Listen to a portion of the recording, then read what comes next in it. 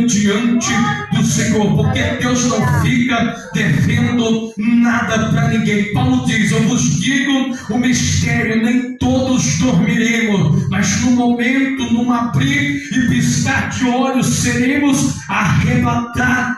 E no final, no versículo 58 do capítulo 15 da sua primeira carta aos Coríntios, ele vai dizer: portanto, amados irmãos, sede firmes e constante, sempre abundante na obra do Senhor, porque sabemos que o nosso trabalho não é vão no Senhor. Jesus disse em Apocalipse: o meu galardão está comigo para dar a cada um segundo as suas obras. Então desenvolvam a obra do Senhor, desenvolvam aquilo que Deus colocou na sua mão, que Deus se encarrega do resto. Então João Marcos, que era muito útil para o ministério, ele então escreveu o evangelho que leva o seu nome. Ele começa o seu evangelho diferente dos demais evangelhos sinóticos, a saber, Mateus e Lucas. Ele começa falando a respeito de João Batista, que estava batizando no Jordão. No Jordão ele estava batizando, e a Bíblia vai dizer que este João Batista batizava no Rio Jordão para arrependimento, mas ele dizia: após mim vai vir um que é antes de mim, ao qual eu, abaixando, não sou digno de desatar a correia das suas sandálias. Ele vos batizará com o Espírito Santo e com fogo. Quem tem esse fogo aceso e pode glorificar o fogo, tem que ter aceso. Números, a Bíblia vai dizer que o fogo arderá continuamente sobre o altar e não se apagará. O sacerdote vinha pela manhã, tirava a cinza e mantinha o fogo aceso, porque o sacrifício era contínuo, de manhã e à tarde. À tarde o sacerdote vinha, arrancava a cinza e mantinha o fogo aceso. Vê aí, crente, se tem fogo aí. Se não tiver, pode tirar a cinza, vai ajeitando a lenha, ajeitando o altar, porque Deus quer fazer nós inflamar nesta última hora da igreja na face da terra. Oh, glória a Deus! Inflamar na presença do Senhor Jesus Cristo. A Bíblia diz: 10 virgens, 5 é prudente e 5 nécia, porque as nécias não tinha azeite na reserva. Crente cheio do Espírito Santo, ele tem azeite nas suas lamparinas, ele está aguardando o noivo a qualquer momento. Quem está aguardando Jesus Cristo a qualquer momento vem nas nuvens dos céus. Glória a Deus! Glória a Deus! Glória a Deus. Esta é a esperança da igreja, o arrebatamento. E João Marcos vai escrevendo a respeito de João Batista. Ele vai agora escrever a respeito do batismo de Jesus Cristo no Jordão pelo próprio João Batista, que recusou, mas Jesus disse: é para cumprir a justiça de Deus. Após Jesus ser batizado no Rio Jordão por João Batista, ele dá início ao seu ministério aos 30 anos, de 3 anos e meio. Eu ouvi um pregador dizer que Jesus ficou 30 anos no anonimato para começar o ministério de 3 anos e meio. E nós somos meio afoito, ficamos 2, 3, 5 anos, já queremos fazer proeza, mas vamos ficar no anonimato, porque quem coloca nós na venda é o Deus Todo-Poderoso. Se Deus não te exaltou ainda, Ele vai te exaltar sobre a terra. Só espere o tempo de Deus. E Jesus Cristo, na mesma hora é conduzido pelo mesmo Espírito ao deserto para ser tentado pelo diabo. É isto mesmo, Jesus foi para o deserto para ser tentado, mas tem uma coisa: Jesus jejuou 40 dias e 40 noites. Eu quero ver tentação que vai derrubar crente que jejuma e que ora. Eu vejo tanto de crente caindo, sendo vencido pelas tentações, mas vai ver o histórico da vida dele. Não ora, não jejuma, não consagra, mas a vida crente para vencer tem que manter uma vida de consagração na presença do Senhor. Glória a Deus, glória a Deus. Não quer dizer que o inimigo não vem. Quando nós jejumamos, quando nós oramos, ele vem. Ele é oportunista, mas ele vem para ser fulminado, porque crente cheio está armado para vencer todo o inferno que se levanta. Aleluia. E após Jesus ir, eu vou aqui rapidamente para entrar no texto que eu leio. Jesus agora vai ter um episódio que ele vai chamar os seus discípulos. Está em Cafarnaum. Ele vai dizer: vamos até o mar da Galileia. E vai dizer para os discípulos. Marcos, ele diz que Jesus falou assim: passamos para outra margem do lago. Então Jesus já estava no barco com os seus discípulos e eles foram conduzindo Jesus sob a ordem de Jesus Cristo. Não tem como dar errado quando Jesus Cristo ordena e nós obedecemos. Só dá errado quando Jesus fala e nós fazemos ao contrário. Quem se lembra de Jonas? Deus disse: vai para Nínive. Ele disse: não, Senhor, eu vou para Tarse, fugindo da presença do Senhor. Então, quando nós fazemos contrário à vontade de Deus, não dá certo. Mas quando Deus disse: vai por aqui, faz desta forma, pode haver tempestade, pode sim, o barco pode até querer naufragar, pode sim, pode até querer entrar água dentro do barco e você pensar que vai ser o teu fim, mas não é não, porque quando Jesus ordena, ele é soberano para nos dar vitória e nos fazer Glória a Deus, aleluia. Quem está obedecendo a voz de Jesus Cristo? Aleluia. Glória a Deus.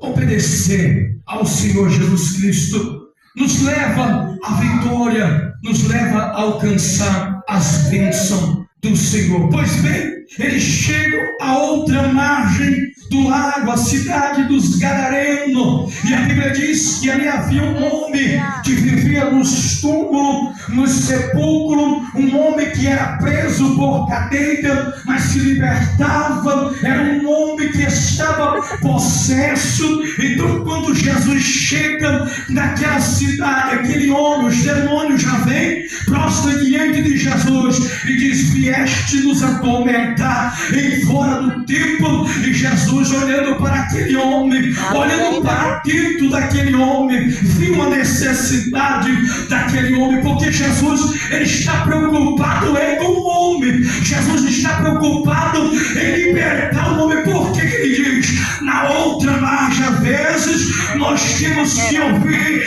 como Paulo queria pregar em Bitínia, queria ir para a Ásia, e o Espírito Santo diz: não, meu filho, não é aqui, tem um mistério.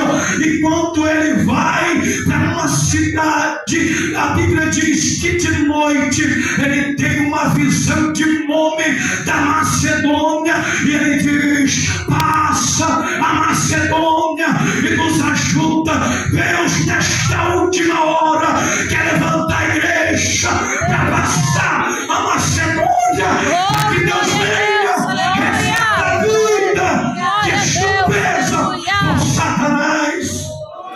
Aleluia. Glória a Deus. Quantas vidas presas pelo inimigo.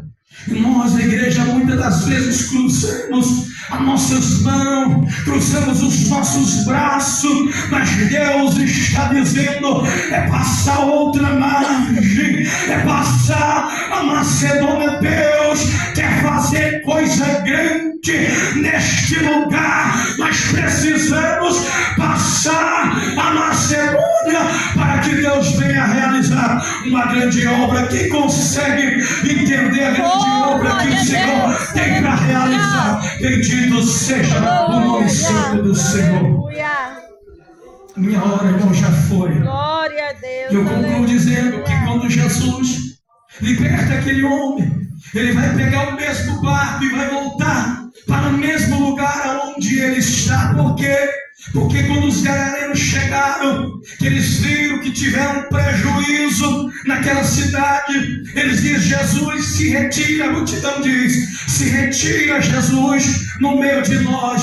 Ele estava dizendo: nós não precisamos do Senhor nesta terra. E Jesus, a Bíblia diz que ele entra no barco e ele dá uma ordem para voltar. Mas quando Jesus volta para o lugar aonde ele estava, ali tinha uma multidão esperando Jesus chegar. Porque assim, se quem não quer, mas tem alguém que está querendo.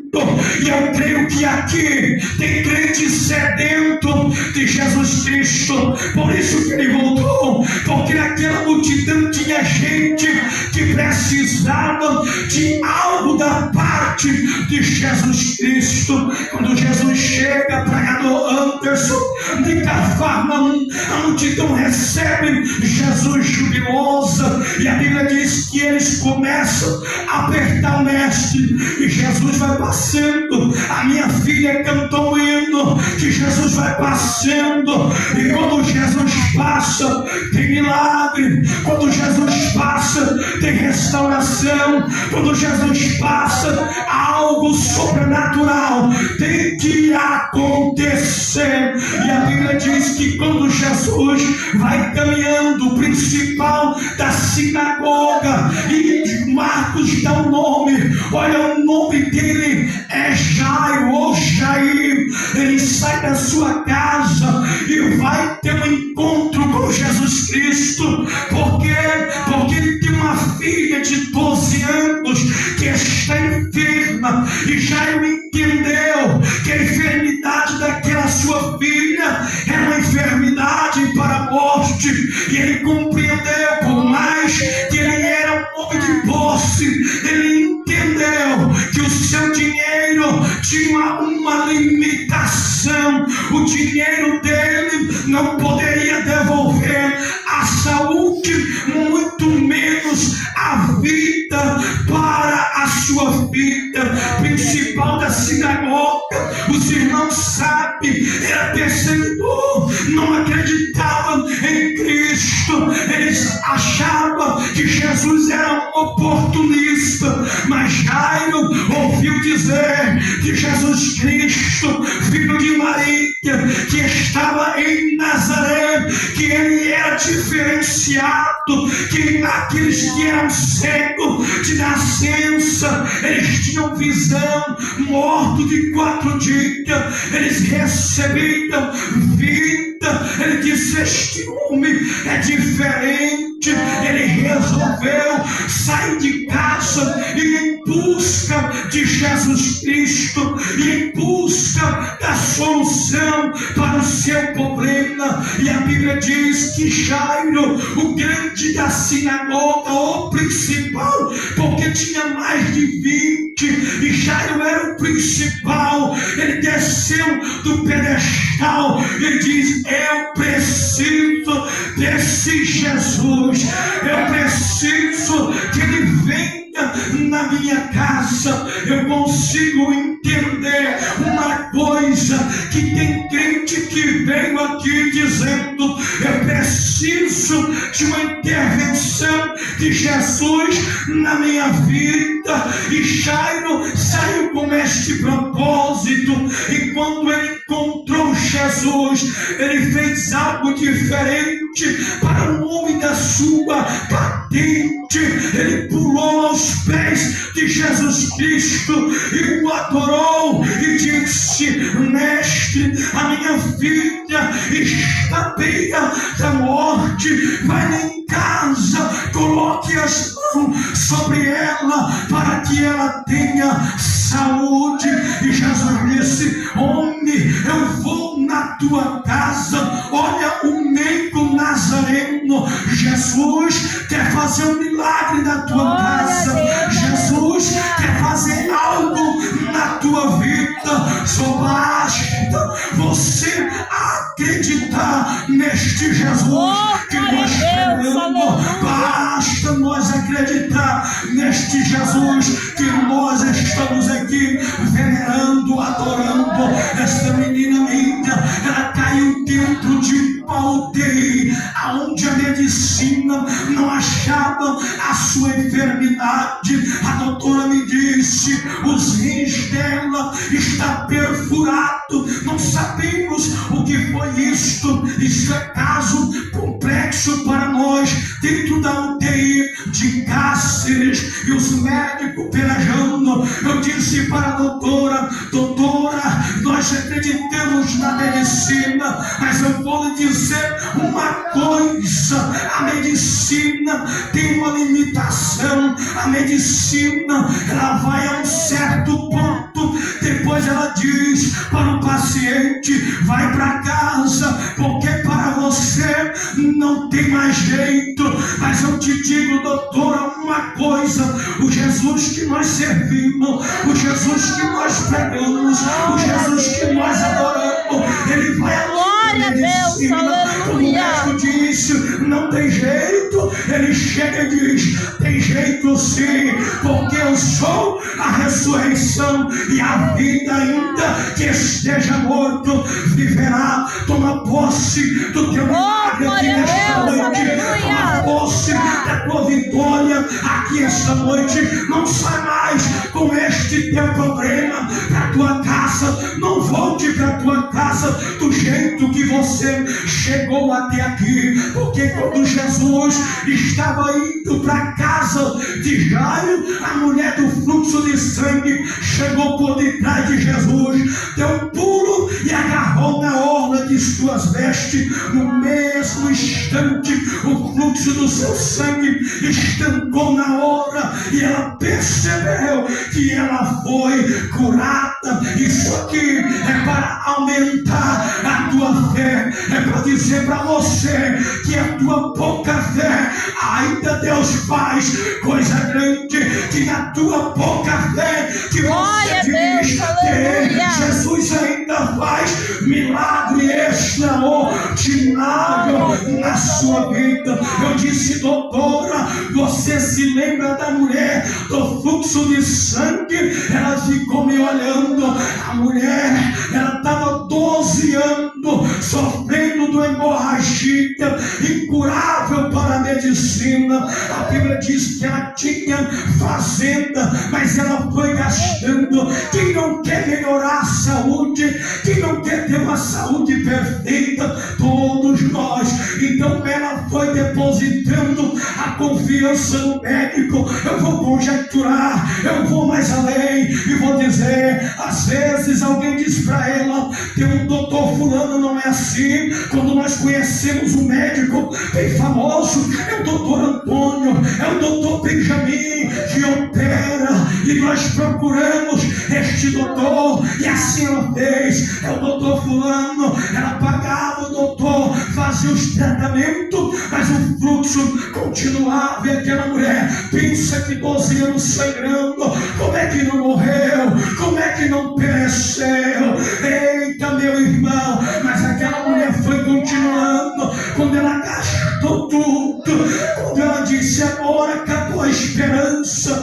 Às vezes estava naquilo que ela tinha. Ela pôde pensar: eu tenho dinheiro, eu vou tentar. Mas quando acabou o dinheiro, e aí? O que fazer agora? Moralmente, cerimonialmente, ela era impura, fora da habitação de Jerusalém, fora do convívio social, mas Jesus passa na hora certa, no lugar certo, no momento certo. Basta nós acreditar. Glória a Deus, Mas, aleluia. irmão, a Bíblia diz que alguém disse assim para ela: você já ouviu falar de Jesus? Ela poderia ter dito: mas quem é Jesus? Ele é médico também? Eu não tenho dinheiro. Outra pessoa poderia ter dito: não, Jesus, ele é diferente. Ele faz milagre e não cobra nada de ninguém. Ele faz porque ele quer fazer. Ele faz porque ele tem poder para fazer. Então receba aquilo que Deus veio te entregar aqui nesta noite. Aleluia. Glória a Deus. Aleluia. Eu vou parar por aqui. Nós sabemos que aquela mulher tocou a hora das vestes de Jesus. Ela foi curada na hora. Jesus nunca faz isso, mas Jesus não deixou ela ir embora. Jesus disse: quem me tocou? Quem me tocou? Jesus viu que dele saiu virtude. E a Bíblia diz que Jesus olhava para ver quem era que havia lhe tocado. Não era só a cura física daquela mulher, mas era espiritual, era emocional. Jesus queria dar um tratamento completo na alma daquela mulher. Então Jesus disse: quem me tocou? E a Bíblia diz que os discípulos começaram. Então os discípulos eram muito fracos, era muito carnal, meus irmãos, não entendiam, mas depois ficou espiritual. Mas disse: o que é isto, mestre? A Bíblia diz que Pedro diz: a multidão te aperta, todo mundo te toca, e o Senhor vai perguntar: quem te tocou? E ele disse: olha aqui, eu sei que alguém tocou em mim diferente, porque quando eu recebi esse toque, eu vi que de mim saiu poder. Glória a Não pode Deus. esconder mais. No meio da multidão trêmula e tremendo com medo, ela diz: foi eu, Jesus. E Jesus vem aqui para frente. Ele diz: filha, vai, a tua fé te salvou. Jesus tem o melhor para a tua vida aqui nesta noite.